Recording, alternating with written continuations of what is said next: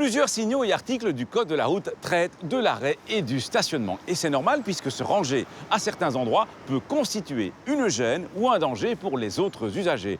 Aujourd'hui, on revoit quelques situations en se concentrant sur les véhicules automobiles.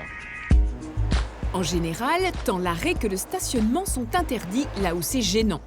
Quand on va jusqu'à interdire l'arrêt, cela veut dire que c'est gênant au point que vous ne pouvez même pas vous immobiliser quelques instants pour déposer ou prendre quelqu'un ou quelque chose.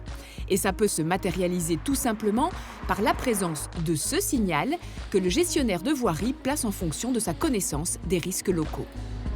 À côté de ce signal routier, le Code de la route prévoit un ensemble de situations où il est interdit de s'arrêter et donc aussi de stationner en raison de la gêne ou du danger que cela provoque. Et dans ce cas, il n'y aura aucun panneau pour vous le rappeler.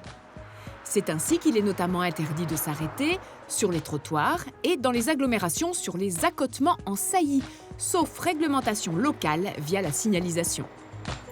On ne s'arrête pas plus sur les pistes cyclables et à moins de 5 mètres de l'endroit où les cyclistes et les conducteurs de cyclomoteurs à 2 roues sont obligés de quitter la piste cyclable pour circuler sur la chaussée ou de quitter la chaussée pour circuler sur la piste cyclable.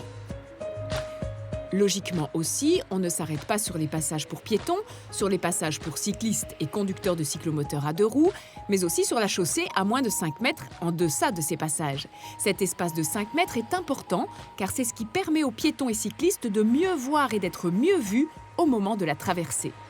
On ne s'arrête pas davantage sur les passages à niveau, mais aussi dans les tunnels ou sous les ponts, sauf si la signalisation l'y autorise.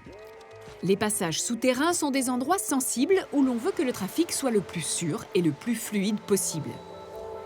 Pour ne pas gêner les autres conducteurs, on ne s'arrête pas non plus sur la chaussée, à proximité du sommet d'une côte et dans un virage lorsque la visibilité est insuffisante, ni aux abords des carrefours à moins de 5 mètres du prolongement du bord le plus rapproché de la chaussée transversale, comprenez l'angle du carrefour, sauf réglementation locale.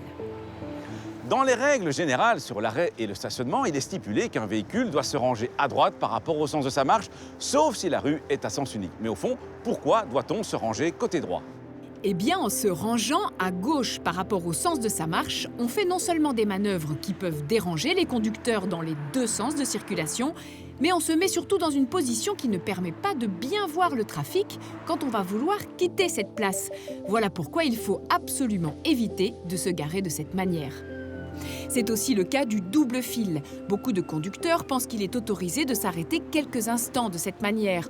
Or, il n'en est rien et pour info, allumer en plus vos 4 feux clignotants ne fait alors qu'ajouter une infraction supplémentaire.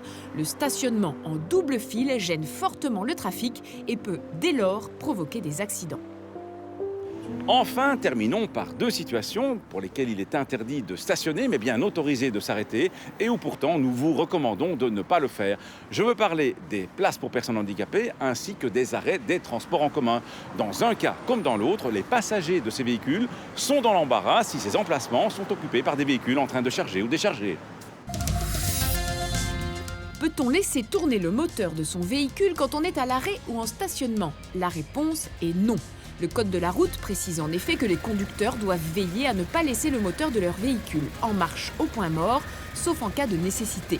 Cela concerne donc des véhicules à l'arrêt et en stationnement, mais aussi par exemple ceux qui sont immobilisés pour un long moment à un passage à niveau.